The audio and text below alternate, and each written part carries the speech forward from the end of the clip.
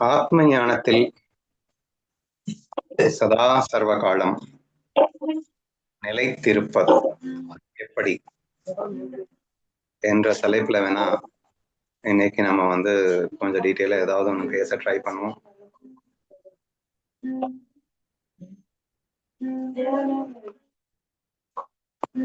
Okay,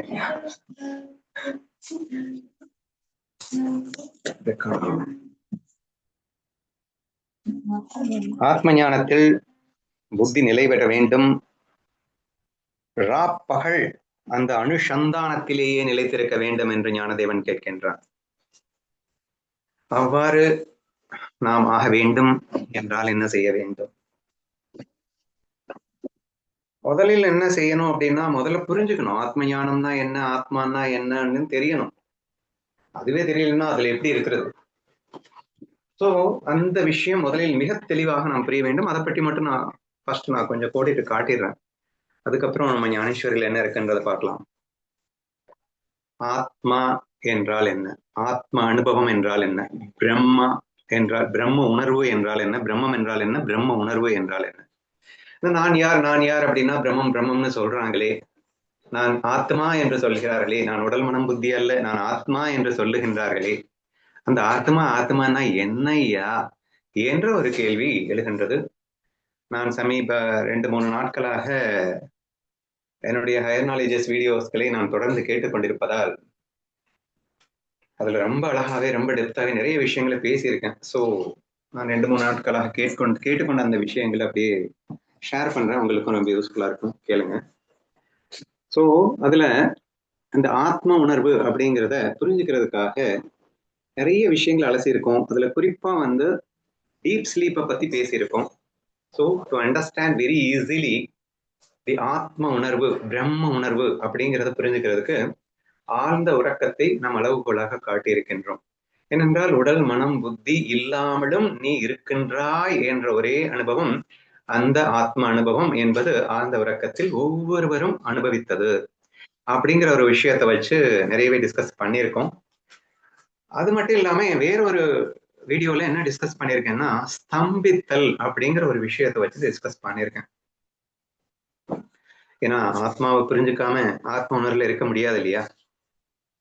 அது வேற ஒரு என்ன தருத்தாரு, ராப்பகலாக நீ அதிலேயே அனுசந்தானம் செய்து கொண்டிருன்னா அப்படி எதுன்னு தெரியாம நான் அதுல போய் என்ன உட்கார்றது. So first of all I know who are my ஆத்மானா என்ன அப்படிங்கறத எனக்கு தெரியணும் அப்படிங்கிறதுக்காக நான் சொல்லியிருக்கேன். ஸோ ஃபர்ஸ்ட் ஒன் நான் சொன்னது ஆழ்ந்த உறக்கம். So feel it as if that you are free from the body mind. அதாவது ஃபர்ஸ்ட் ஆழ்ந்த உறக்கத்தையும் சொல்லிட்டே நான் வந்துடுறேன்.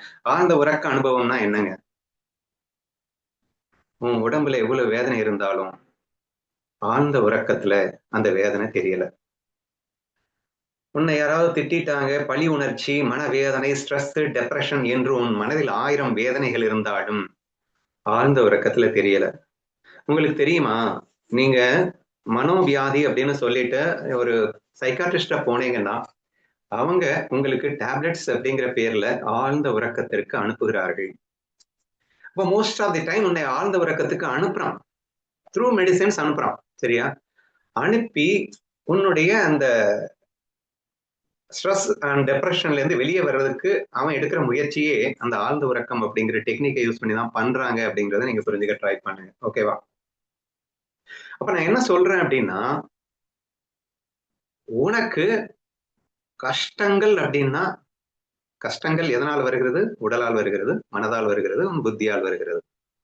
ஆனால் உண்மையில் நீ எந்த கஷ்டமும் படாதவன், எப்போதும் ஆனந்தத்தில் நிறைந்திருப்பவன். ஆனந்த உணர்வு புரிஞ்சுக்கவில்லை, அப்புறம் நீ கஷ்டமே படமாட்டேங்கன்றது மட்டும் புரிஞ்சுக்கோங்க. ஒரு உணர்வு, அதுல கஷ்டம்னா என்ன தெரியாத உணர்வு. ஒரு ரம்ய ரமல சமாதானம்னு சொல்லியிருக்கோம், ஒரு ரிலாக்ஸ்டு உணர்வு, அந்த மாதிரி இருக்கக்கூடியவன் தான் நீ. உனக்கு உண்மையில் எந்த வேதனையும் கிடையாது. அப்ப எதுக்கு வேதனை இருக்குன்னா, உடலுக்கு வேதனை இருக்கு, மனதுக்கு வேதனை இருக்கு அப்படின்னு நம்ம சொன்னா கூட உண்மையில் நீ அது அல்ல. ஆதலால் உனக்கு அந்த வேதனை அல்ல என்பதை நீ புரிந்து கொள்ளுகின்ற ஒரே சூப்பரான இடம் ஆழ்ந்த உறக்கம். என்றால் ஆழ்ந்த உறக்கத்தில் உன் உடல் 1000 வேதனையில் இருந்தாலும் அது தெரியவில்லை, உன் மனம் 1000 வேதனையில் இருந்தாலும் அது தெரியவில்லை. ஆனால் நீ இருக்கிறாய் அல்லவா? நீ ஒன்னும் செத்து போல இல்ல. அப்ப நீ இருக்கின்றாய், ஆனால் வேதனையே இல்லாமல் இருக்கின்றாய் என்றால் அதுதான் நீ. அந்த ஆத்ம உணர்வு தான் உன்னுடைய ஒரிஜினல் உணர்வு. ஆனால் அந்த ஒரிஜினல் உணர்வை வைத்துக் கொண்டே விளையாடுவதற்காக நீ எடுத்துக்கொண்ட கருவிதான் மனம், உடல், புத்தி என்ற இவைகள் எல்லாம். சோ அன்பார்ச்சுனேட்லி நீ எடுத்துக்கொண்ட கருவிகள் உனக்கு அடிமையாக இருக்க வேண்டிய கருவிகளோடு நீ ஒட்டி கொண்டு உன்னை நீ மறந்ததன் விளைவு அறியாமை என்றும் அஞ்ஞானம் என்றும் நாம் இங்கே அழைக்கின்றோம். அப்ப உண்மையில் ஆத்மா அனுபவத்தில் சதா நீ ராப்பகலா அனுசந்தானம் செய் என்று கண்ணன் எதை சொல்லுகின்றான் என்று கேட்டால், ஆழ்ந்த உறக்கத்தில் நீ இருந்தாய் அல்லவா, அந்த ஆத்ம உணர்விலேயே நீ லைத்திருன்னு அர்த்தம். என்ன 24 மணி நேரம் தூங்க சொல்றீங்களா அப்படின்னு நீங்க கேட்கலாம். I'm not asking you to sleep permanently. ஏன்னா அது கர்மா பேசிஸ்ல அது நம்ம கையில இல்லை அப்படிங்கிற மாதிரி ஆயிடும். கையில இல்லைன்னு சொல்ல முடியாது.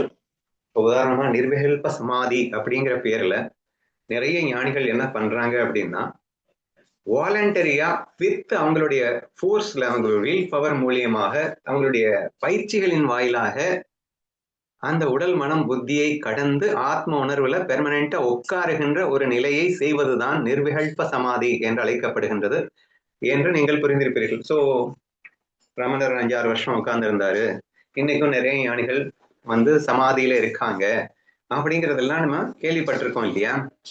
சோ அது என்ன நிலை? அதுதான் ஆத்ம நிலை, அதுதான் ஆத்ம உணர்வு. என்னையா நீ என்ன இருக்குது இப்ப சமாதிக்கு போக சொல்றியா? அது அளவுக்கு எல்லாம் எனக்கு பக்குவம் இல்லப்பா, கெப்பாசிட்டி இல்லப்பா. புரியுது எனக்கு, நீங்க நிர்விகல்ப சமாதி போற அளவுக்கு எல்லாம் நமக்கு ஒன்றும் கெப்பாசிட்டி வரல, இருக்கட்டுமே. ஆனா ஒவ்வொரு நாளும் இறைவன் நமக்காக நிர்விகல்ப சமாதியை ஒரு 5-6 மணி நேரம் கொடுக்குறான்ல. The deep sleep is nothing but a nirvikalpa samadhi. There is no big difference between a nirvikalpa samadhi and a deep sleep. அந்த டைம்ல சரியா வெளியே வந்தவொடனே நம்ம மாறிடுறோம் அப்படிங்கிறதுனால நம்ம ஞானி இல்ல. நம்ம டீப் ஸ்லீப்ல இருந்தாலும் நம்ம அஞ்ஞானிகள்னு சொல்லப்படுவதற்கு ரீசன் என்னன்னா, நம்ம கிட்ட அஞ்ஞானம் ஒட்டிட்டு இருக்கு. அந்த உடல் மனம் அப்படிங்கிறதுல ஈகோ ஒட்டிட்டு இருக்கு, அஞ்ஞானம் ஒட்டிட்டு இருக்கு. அது லயமடைந்திருக்கின்றது என்ற காரணத்தினால் நம்ம வந்து ஞானி ஆயிட்டோம்னு சொல்ல முடியலன்னு தான் சொல்லிட்டு இருக்கே தவிர, பட் உண்மையில நீங்க டீப்பா ரிசர்ச் பண்ணி பார்த்தீங்க அப்படின்னு சொன்னா, அந்த மொமெண்ட் ஆஃப் டீப் ஸ்லீப்ல அந்த நிர்விகல்ப சமாதி அப்படிங்கிறதுலயும் ரெண்டுலயுமே உடல் மனம் புத்தி கடந்த நிலையாக இருக்கின்ற காரணத்தினால் அதுதான் ஆத்ம உணர்வு என்று நாம் புரிந்து கொள்ள வேண்டும். இந்த உடல் மனம் என்பதை கருவிகளாக வைத்து நாம் நமக்கு அடிமைகளாக வைத்து அதை விளையாட வந்தவர்கள் அதை புரிந்து கொள்ளாமல் உணராமல் அதற்கு அடிமைப்பட்டு கிடப்பதால் உடல் மனம் வேதனை அடையும் போது நாம் வேதனை அடைந்து கொண்டிருக்கின்றோம் என்று நீங்கள் புரிந்து கொள்ள வேண்டும். சரியா? இப்போ டீப் ஸ்லீப்பை வச்சு நான் என்ன ப்ரூஃப் பண்ணியிருக்கேன்னா, இன்னைக்கு நம்ம ஸ்லோகத்துல என்ன படிச்சோம்? ஆத்ம ஞானத்தில் புத்தி நிலை பெற்றதாகி தன்னை பிரமமாகவே பாவித்து ராப்பகல் அந்த அனுசந்தானத்தை விட்டு பெயராது தன்னுடைய பிரம்ம நிலை தவறி போகாதபடி காப்பாற்றி கொண்டிருக்க வேண்டும்னு சொன்னார். சரியா? இதைத்தான் நான் இவ்வளவு நேரம் எக்ஸ்பிளைன் பண்ணிட்டு இருக்கேன். அது எப்படி அப்படிங்கிறத நான் சொல்லிட்டு இருக்கேன். 17வது ஸ்லோகம் 5வது அத்தியாயத்துல சொல்லப்பட்ட அந்த ஃபர்ஸ்ட் வரியை தான் நான் இவ்வளவு நேரம் எக்ஸ்பிளைன் பண்ணிட்டு இருக்கேன். சோ ஆத்ம ஞானத்தில் புத்தி நிலை பெற்றதாயினா உடல் மனம் புத்தி ஆகியவை கடந்த அந்த ஆழ்ந்த உறக்கம் என்ற ஒரு நிலை உனக்கு இருக்கின்றது அல்லவா, அதிலே உன் புத்தியை நிலைநிறுத்து என்ற அர்த்தம். அதுவே பிரம்மம் என்று உணர முயற்சி செய் என்ற அர்த்தம். அது நீ ஆழ்ந்த உறக்கத்தில் இருந்தாலும் சரி, நான் ஆழ்ந்த உறக்கத்தில் இருந்தாலும் சரி, யார் ஆழ்ந்த உறக்கத்தில் இருந்தாலும் சரி, அங்கே இருப்பவர்கள் ஏற்படுகின்ற உணர்வு ஒரே உணர்வு தான். பிரம்ம உணர்வு பல கிடையாது, ஒரே உணர்வு தான். If you compare the உடல் மனம் புத்தியை கடந்து உன்னுடைய உணர்வும் என்னுடைய உணர்வும் கம்பேர் பண்ணி பார்த்தேன்னா ரெண்டு பேரும் ஒண்ணுன்னு வந்துடும். அதுக்கு பேர் தான் பிரம்ம உணர்வு. சரியா? அந்த பிரம்ம உணர்விலே நிலைத்து நில் அப்படின்னு சொல்லும் போதே ஆட்டோமேட்டிக்கா நீ அனைத்தும் ஒன்றுன்ற ஃபீலிங், அனைத்தும் ஒன்று எந்த ஃபீலிங்குமே நீ யோசிக்க வேணாம்ப்பா. டீப் ஸ்லீப்ல யோசிச்சுட்டா இருக்கும். ஒரு உணர்வு அமைதி சாந்தம், அந்த உணர்வு தான் நான் என்று நிலைத்து நின்னாலே போதும் என்பதுதான் ராப்பகலாக நீ அதிலேயே நிலைத்து நில் என்று சொல்வதற்கான அர்த்தம் என்று நீங்கள் புரிந்து கொள்ள முயற்சி செய்யுங்கள். சரியா? அது ஒரு வீடியோல பேசியிருக்கேன்னா, நெக்ஸ்ட் இன்னொரு வீடியோல அழகா ஸ்தம்பித்தல் அப்படிங்கிற ஒரு தலைப்பு போட்டு பேசியிருக்கேன். அதுல என்ன சொல்லியிருக்கு அப்படின்னா, உடல் மனம் கடந்த நிலை, நாம் வேறு எங்கே அனுபவிக்கின்றோம் என்றால், ரொம்ப பேட் நியூஸ் வந்தாலும் சரி, ரொம்ப குட் நியூஸ் வந்தாலும் சரி, நம்ம ஒரு 2-3 செகண்ட்ஸ் வந்து ஸ்தம்பிக்கிறோம் அப்படின்றது இருக்கு இல்லையா? ஷாக்கா ஷாக் ஆகும்போது இல்லைன்னா சர்ப்ரைஸ் ஆகும்போது தானே. சரி. ஓ, பேட் நியூஸ்க்கு ஷாக், குட் நியூஸ்க்கு சர்ப்ரைஸா? சரி, பரவாயில்ல, வச்சுக்கோ. ஸோ வென் வி ஹாவ் அந்த மாதிரி ஒன்று எக்ஸ்ட்ரீம் நிலை வரும்போது ஸ்தம்பித்தல் என்ற நிலை ஏற்படுகிறது. மேபி ஒரு 5 செகண்ட்ஸ் ஒரு 10 செகண்ட்ஸ் ஏற்படலாம். பட் அதுக்கப்புறம் வந்து அது மாறிடுது அப்படிங்கிற மாதிரி இருக்கும். சரியா? அதுக்கு எக்ஸாம்பிள்ஸ் வந்து பார்த்தோம் அப்படின்னா, ஒரு 4 வருஷமாக ஒரு பெண் ஒரு பெண்ணை துரத்தி ஒருத்தன் காதலிக்கிறான். அவன் வந்து நம்பிக்கையை உடைந்து அவள் வருவாளான்னு ஏங்கி காத்து கொண்டிருக்கின்ற வேலையில திடீர்னு அவன் வந்து அவன் முன்னாடி வந்து ஐ லவ் யூன்னு சொல்லிடுறான். சரியா? அப்ப அந்த ஒரு செகண்ட் வந்து அவனுக்கு ஸ்தம்பிக்குது. ஒரு 5-10 செகண்ட் ஸ்தம்பித்த பிறகு, அப்ப ஸ்தம்பித்தல் என்ன நடக்குது? இந்த உடல், மனம், புத்தி 3ம் செயலற்ற நிலையில் இருக்கின்றதுன்னு புரிஞ்சுக்கணும். ஓகேவா? Try to understand very clearly that he is not using his body, mind and this thing. அப்ப எங்க போயிட்டான் அவன்? சொரூபத்துக்குள்ள நிக்கிறான்னு அர்த்தம். ஸ்தம்பித்த அந்த 10 வினாடிகள் அவன் எங்கே இருக்கின்றான் என்றால் அவன் சொரூபத்தில் இருக்கின்றான். அது என்ன உணர்வு அப்படின்னா அது நம்ம வந்து சொல்ல முடியாது. It is very difficult to explain. எப்படி டீப் ஸ்லீப்ல என்ன உணர்வுங்கிறது அந்த ரமல சமாதானம், ரிலாக்ஸேஷன் என்ன ஒண்ணு சொல்லிக்கோங்கன்னு சொல்றோமோ அப்படித்தான் எக்ஸ்பிளைன் பண்ண முடியுமே தவிர, இந்த ஸ்தம்பித்தல் அப்படிங்கிற இடத்துல அவன் வந்து உணர்வற்ற ஜடமா இருந்தான்னு கண்டிப்பா சொல்ல முடியாது. அதுக்காக அப்படியே பயங்கர ஹாப்பினஸ்ல இருந்தான்னு சொல்ல முடியாது, பயங்கர சேட்னஸ்ல இருந்தான்னு சொல்ல முடியாது. ஆனால் ஒரு உணர்வில் இருந்தான் அல்லவா, அதுதான் பிரம்ம உணர்வு. அதிலேயே நிலைத்து நில்லுன்னு கண்ணன் சொல்ல வரான். ராப்பகலாக அனுசந்தானம் செய் அப்படின்னு கண்ணன் சொல்ல வரான். அப்படியா, அது எப்படி இருக்கிறது அப்படின்னு நம்மளுக்கு சந்தேகம் வரும். சரி, ஸ்தம்பித்தல் என்ன நடக்குதுன்னு சொல்றான். அந்த 10 செகண்ட்ஸ் கழிச்சு அவனுக்கு மனசு வந்து வெளியே வரும்.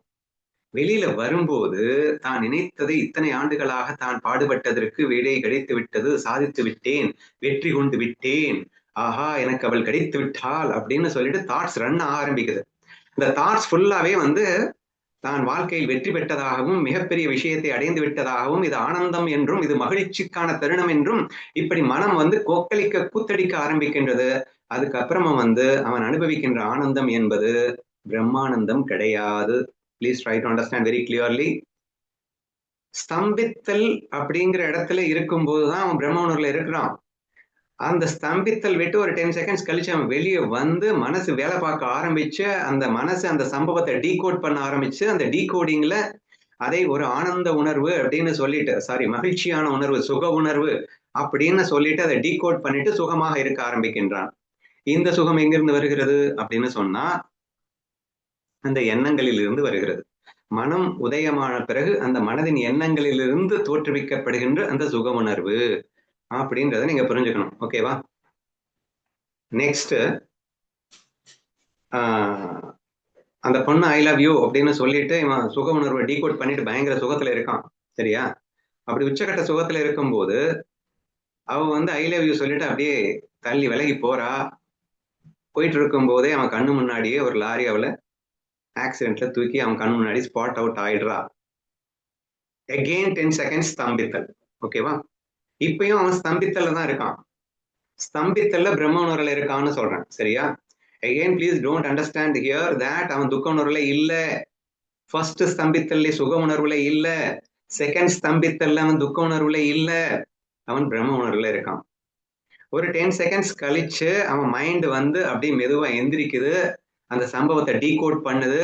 ஐயையோ இத்தனை நாளா கஷ்டப்பட்டு கைக்கு கிடைக்கும் போது காணாம போயிடுச்சே என்று டீகோட் பண்ணுது. கைக்கு கிடைச்சது வாய்க்கு கிடைக்கலையே அப்படின்னு டீகோட் பண்ணுது.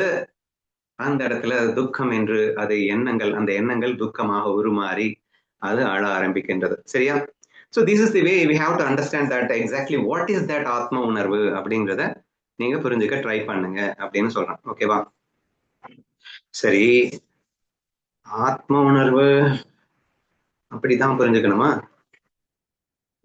ஏன்பா ராப்பகல அனுசந்தானம் செய்யன்னு சொல்லிட்டு இருக்காரு, நீ 10 செகண்ட மட்டும் நீ அனுசந்தானம் பண்ணி எப்படிப்பா முடியும்? அது எப்பயாவது தானா என்னையாவது குட் நியூஸோ பேட் நியூஸோ கிடைக்கும் போது மட்டும் 10 செகண்ட் தானே நாங்க அங்க இருக்க முடியும். மீதி நேரத்துல நாங்க எப்படி இருக்க முடியும்? நீ ராப்பகலா இருன்னா எப்படி இருக்கிறது என்று நீங்கள் எனக்கு அங்கிருந்து கேட்பது காதில் கேட்கிறது. சரியா? அதுக்கும் பதில் சொல்லணும்ல. இப்போ ஃபர்ஸ்ட் ஒன் நான் என்ன சொன்னேன்னா, டீப் ஸ்லீப்ல இருக்கும்போது அப்படின்னாலாவது ஒரு 4-5 மணி நேரம் இருக்குப்பா. என்னப்பா இது கொடுமை. நான் கூட கொஞ்சம் முயற்சி பண்ணி அடிக்கடி படுத்து படுத்து தூங்கி கூட கொஞ்சம் நேரம் இருந்துடலாமா அக்கௌண்ட் பண்ணி ஸ்தம்பித்தல் அப்படின்னு சொல்லிட்டு 5 செகண்ட் 10 செகண்ட் வருதுங்கிற அது எங்க நான் தேடி போனாலும் கிடைக்குமா? தானா வந்தா தானே உண்டு என்று நீங்கள் கேட்கலாம். நான் சொல்ல வர்றது இனிமே அடுத்து சொல்ல வர்றது ரொம்ப கேர்ஃபுல்லா கவனிங்க. நான் அடுத்து என்ன சொல்ல வரேன்னா 24 ஹவர்ஸ் நம்ம எப்படி அனுசந்தானம் செய்யறது. இப்போ ஃபர்ஸ்ட் வி ஹாவ் ஐடென்டிஃபைடு ஆத்ம உணர்வுனா என்னன்னு ஐடென்டிஃபை பண்ணிட்டோம் நம்ம இல்லையா? இந்த identification is very important. Recognition of that ஆத்ம உணர்வு இஸ் இம்பார்ட்டன்ட். ஆத்ம உணர்வு என்னன்னே தெரியல அப்படின்னா அப்புறம் இங்க இருந்து போய் நம்ம அதை அனுசந்தானம் பண்றது.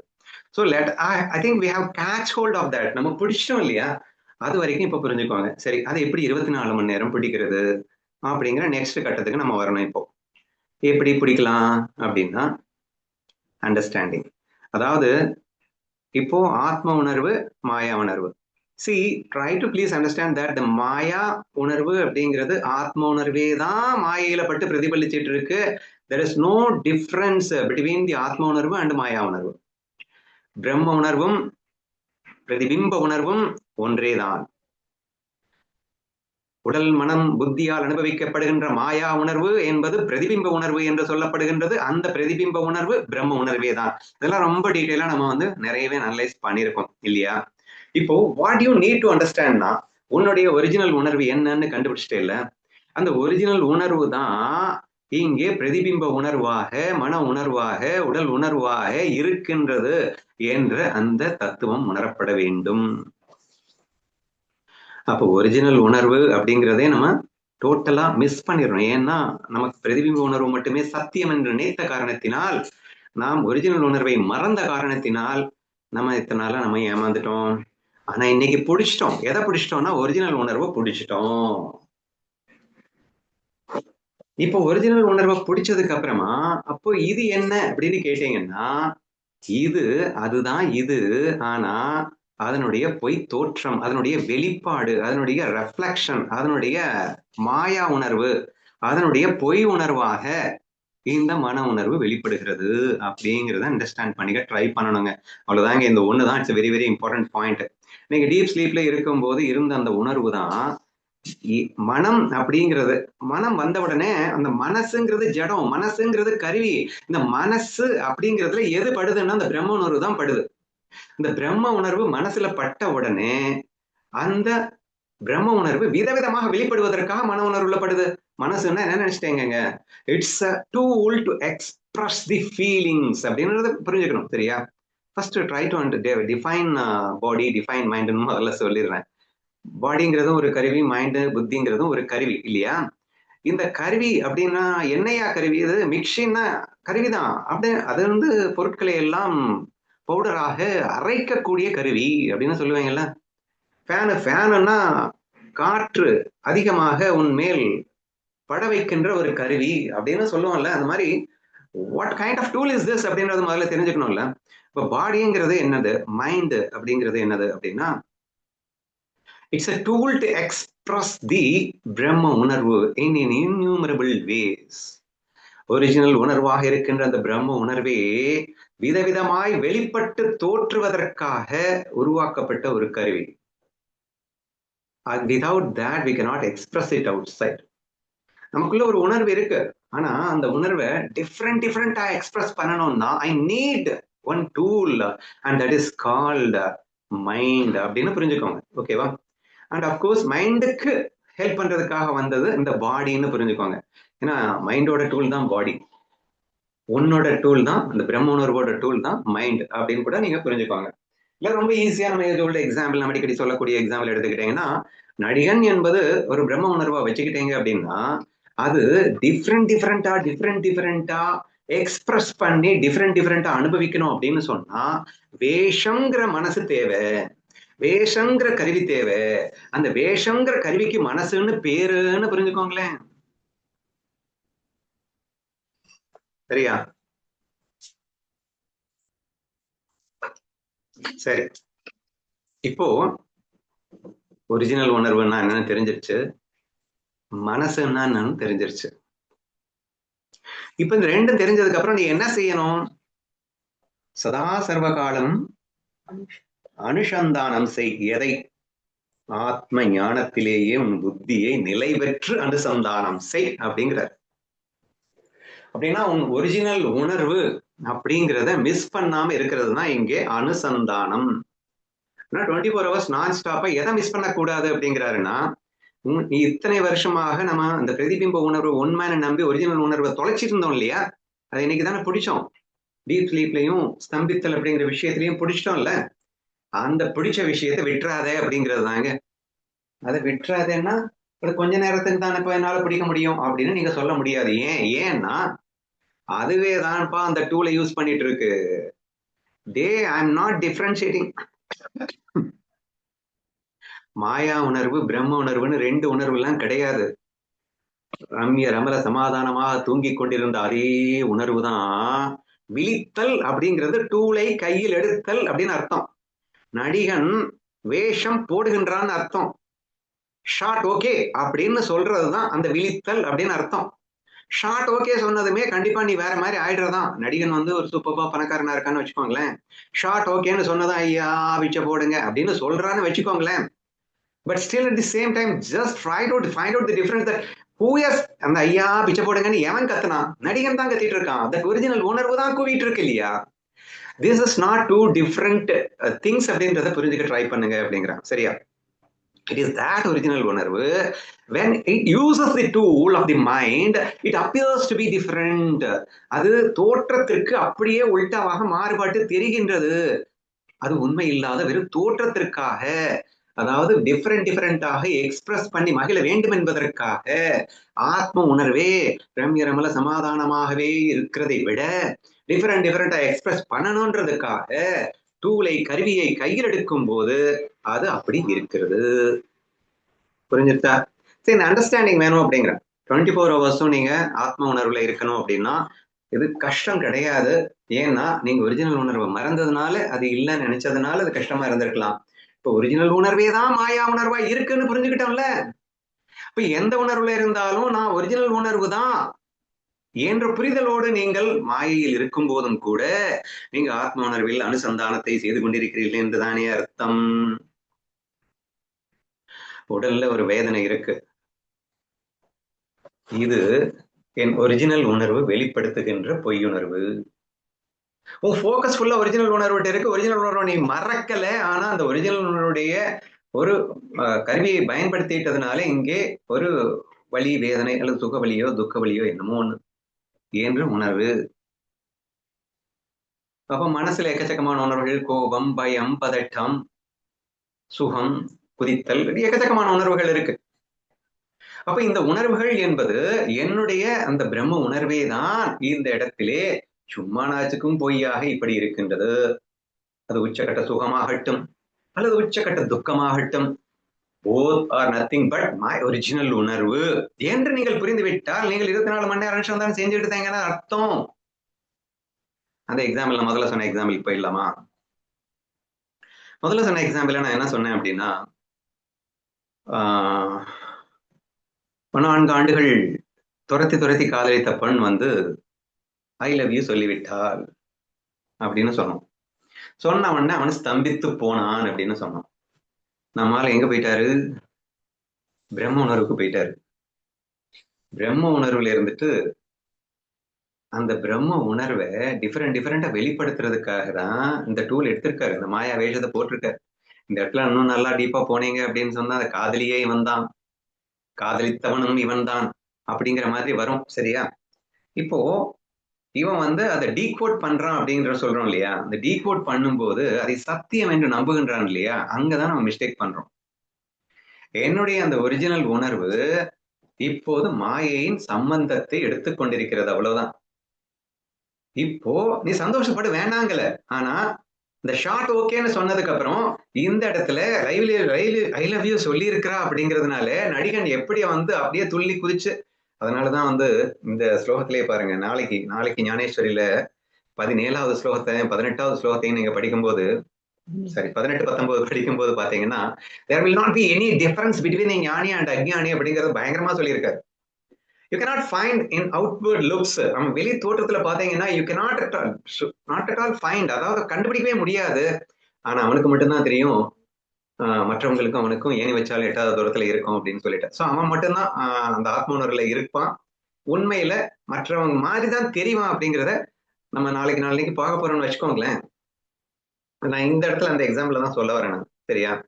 அப்போ ஒரு அஞ்ஞானியாக அந்த ஒரிஜினல் உணர்வையே மறந்து விட்டு ஒருத்தன் இருந்தான்னா அதை ஹாப்பி மொமெண்டா எப்படி பயங்கரமா எக்ஸ்பிரஸ் பண்ணி அப்படியே மனசுல வந்து என்னமோ துள்ளி குதிக்கிறானோ ஓடுறானோ என்னமோ பண்றான் இல்லையா, எல்லாத்தையுமே நீ பண்ணு வேண்டாங்கல. ஆனா நடிகர் ஷார்ட் ஓகேன்னு சொன்னதுக்கு அப்புறம் எப்படி பண்ணுவியோ அப்படி பண்ணு. Don't miss the original உணர்வு and don't understand that மாயா உணர்வு is equal to ஒரிஜினல் உணர்வு. உன் கருவியை நீ பயன்படுத்தி கொண்டு வருகிற. நீ இல்லைன்னா அங்க கருவியே வேலை செய்யாதுடா. நீ உசுரோடு இருக்கிறனாலதான் நீ அந்த கருவியை பயன்படுத்துற. முழிக்கிறன்றது உன் கருவியை யூஸ் பண்றேன்னு கருவியை யூஸ் பண்ற நீ இருக்கே இல்ல, நீ இல்லாமலா போயிட்ட. உனது இருப்புன்னு நம்ம அடிக்கடி ஒரு கிளாஸ்ல டிஸ்கஸ் பண்ணிருக்கோம். ஆழ்ந்த உறக்கத்தில் இருப்பாக இருக்கின்றாய். அது இருக்கிறதுனாலதான் நீ அந்த டூலை யூஸ் பண்ற. நீயே இல்லைன்னா டூலை யூஸ் பண்றவன் எவன் எங்க போவான் அப்படின்ற மாதிரி கேட்க வேண்டியது வரும். அப்படி எல்லாம் சொன்னோமா இல்லையா?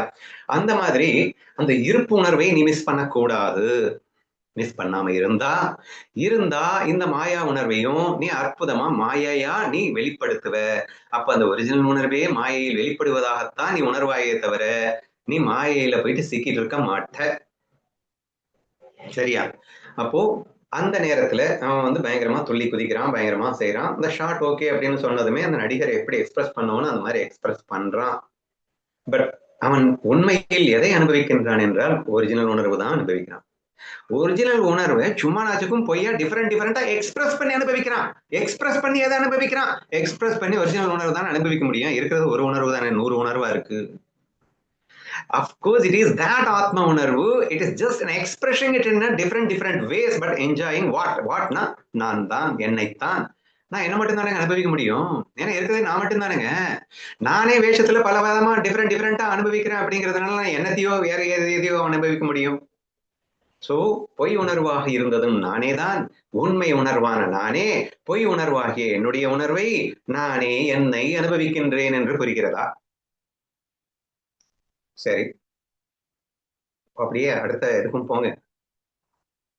இப்போ ஆக்சிடென்ட்ல அடிபட்டு பாமால் பாய்ஸ்ல போயிட்டா அப்படின்னு ஒரு சிச்சுவேஷன். சரியா?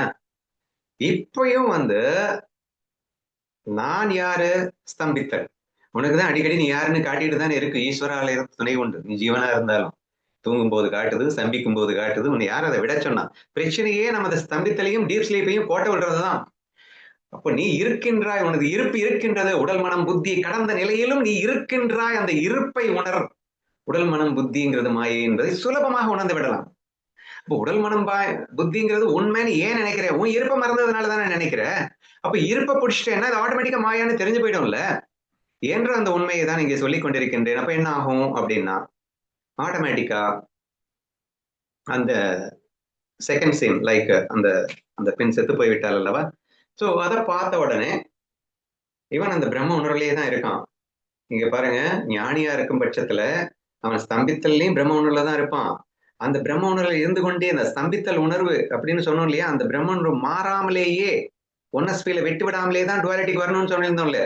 அந்த பிரம்ம உணர்வுக்கு எந்த பங்கமும் இல்லாமலேயே அப்படின்னா இந்த சச்சிதானந்த உணர்விற்கு, இந்த ஸ்தம்பித்தல் உணர்விற்கு, அந்த டீப் ஸ்லீப் உணர்வுக்கு, அந்த ரம்ய ரமல சமாதானாவிற்கு எந்த பங்கமும் இல்லாமலேயே தான் துள்ளி குதிப்பான். அதே மாதிரி இப்பையும் அவன் கதறி அழுவான். ஆனா அந்த ரம்ய ரமலா சமாதானாதான் இப்ப கதறி அழுதுட்டு இருக்கு. தோற்றத்திற்கு சும்மா நாச்சுக்கும் எக்ஸ்பிரஸ் பண்ணிட்டு இருக்கு. எது எக்ஸ்பிரஸ் பண்ணிட்டு இருக்கு? அந்த பிரம்ம உணர்வு தான் இங்க எதை எக்ஸ்பிரஸ் பண்ணிட்டு இருக்கு. சரியா?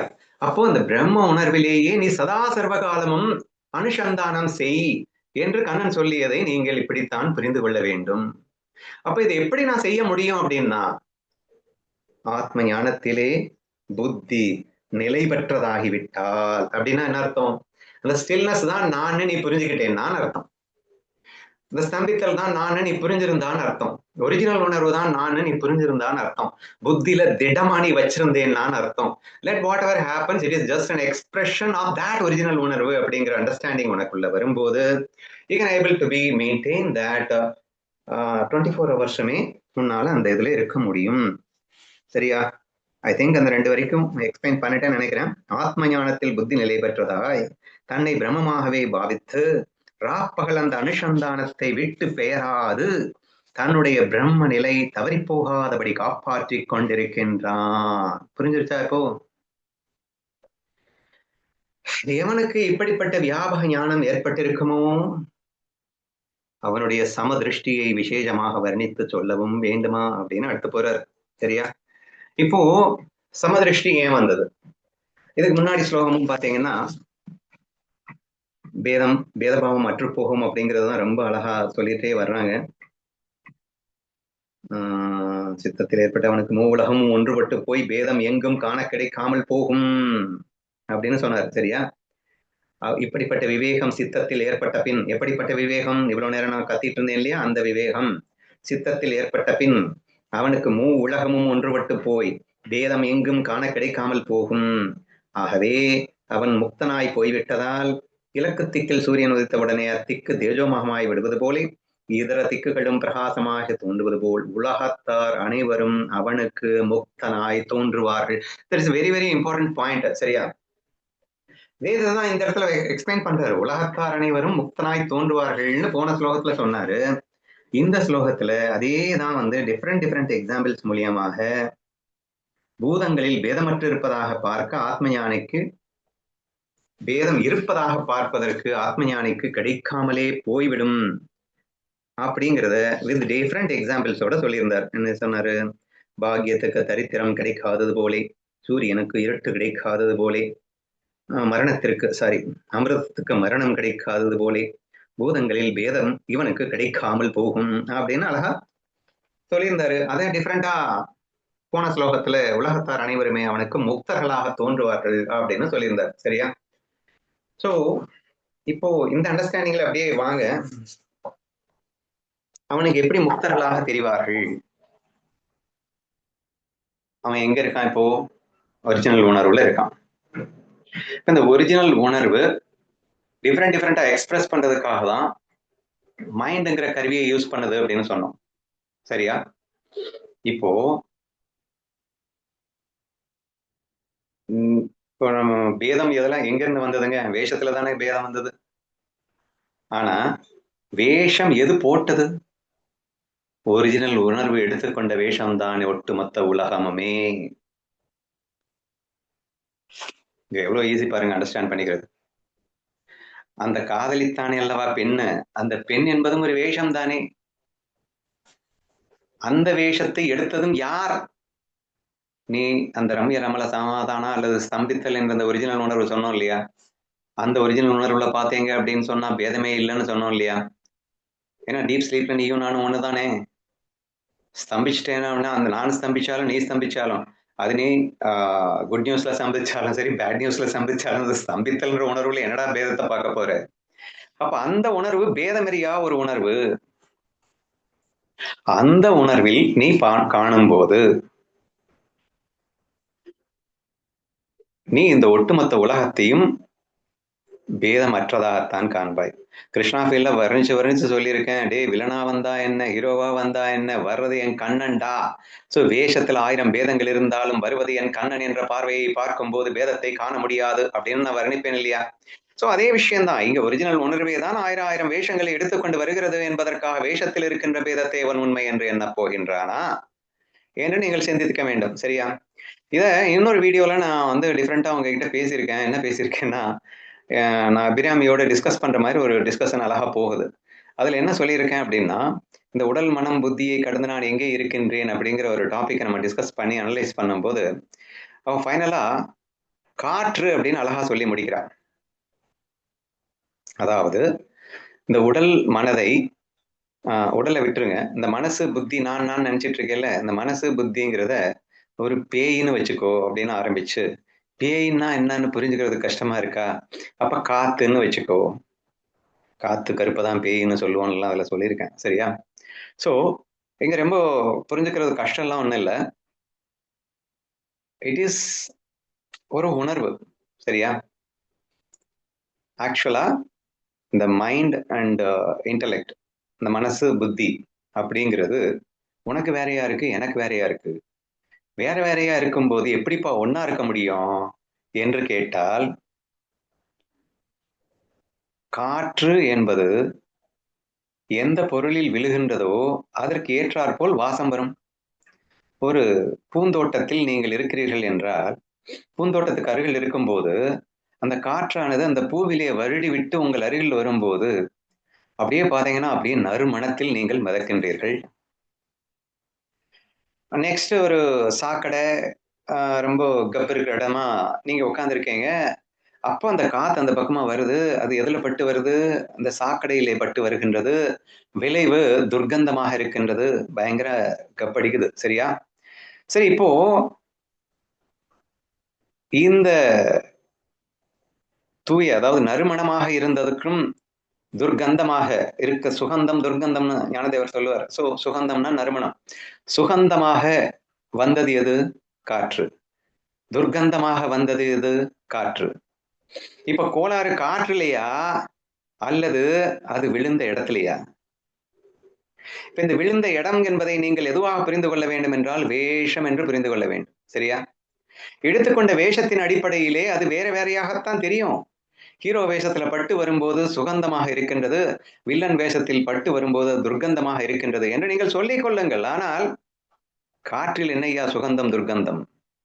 காற்றுல சுகந்தமும் கிடையாது, துர்க்கந்தமும் கிடையாது. இட் இஸ் சம்திங் லைக், அதான் சொன்னேன், ரம்யலம சமாதான ஒரு டீப் ஸ்லீப் உணர்வு, ரிலாக்ஸேஷன் உணர்வு. ஐ cannot explain it very broadly. சரியா? ஆனா அதுவேதான் எல்லா உணர்வுகளாகவும் வருகிறது. எல்லா உணர்வுகளும் பேதங்கள் இருக்கிறது. பேதம் எதை பொறுத்து வருகிறது என்றால், அந்த காற்று எந்த இடத்தில் படுகிறது என்பதை பொறுத்து அந்த பேதம் உருவாகிறது. எந்த இடம் என்பது எந்த மனம் எந்த புத்தி. எந்த மனம் எந்த புத்தி என்பது புரிந்து கொள்ள கடினமாக இருந்தால் எந்த வேஷம் என்று படுகிறதோ அதன் அடிப்படையில் என்று புரிந்து கொள்ள ட்ரை பண்ணுங்களேன். அவ்வளவுதான். அப்ப பிரம்ம உணர்வானது எப்போதும் சாஸ்வதமாக ஆனந்தமாக ஒரே மாதிரியாக இருந்து கொண்டிருக்கின்ற அதே பிரம்ம உணர்வானது பல்லாயிரக்கணக்கான வேஷங்களின் மேல் பட்டு பிரதிபலித்து விளையாட வேண்டும் என்று ஆசைப்படுகிறது. அவ்வளவுதான். அது ஆயிரக்கணக்கான அந்த பிரதிபலிப்பு உணர்வாக அப்படின்னு சொல்றோம். அந்த பிரதிபிம்ப உணர்வுன்றது வேற ஒண்ணும் இல்லை. அந்த காத்து அந்த ஒரு பொருள் பொண்ணா வேஷத்துல பட்டதுக்கு அப்புறமா அதுக்கு பேரை மாத்தி சொல்றோம் பிரதிபிம்ப உணர்வுன்னு. அப்ப பிரதிபிம்ப உணர்வுன்னு அது காத்து இல்லைன்னு ஆயிடுமா என்ன? காத்து இல்லைன்னு அந்த பிரதிபிம்ப உணர்வுன்னு அது வரத்தான் முடியுமா என்ன? So it is not possible இல்லையா? So that is why we keep on tells that it is that original உணர்வு and பிரதிபிம்ப உணர்வு are one and the same னு சொல்ல வேண்டிய அவசியம் இருக்கு. at the same time அது ஒண்ணு இல்லைன்னு சொல்ல வேண்டிய அவசியமும் இருக்கு. ஏன்னா அது அப்பழுக்கற்றது, அது அசக்தன், அசங்கன், நிர்விகரன், நிர்விகாரன், தூயது, பூயது, அதெல்லாம் அது வந்து நறுமணத்திலையும் படல, சாக்கடையிலையும் விழாதப்போ அதுக்கு அந்த மாதிரி பேரு. ஆனா அது சும்மா நாச்சுக்கும் பொய்யாக வேஷத்திற்காக நாடகத்திற்காக நடிப்பிற்காக அது இந்த மாதிரியான மனங்களிலே மனம் புத்திகளிலே பட்டு பிரதிபலிக்கும் போது இந்த பேதங்கள் உருவாயின. இந்த பேதங்கள் உருவாகிவிட்டது என்பது உண்மையில் பேதமா? இது பொய் தோற்றத்திற்காக மாயைக்காக ஏற்படுத்தப்பட்ட பேதம் அல்லவா? அதை உண்மை என்று அந்த ஆத்மஸ்வரூபனானவன் நம்புவானா?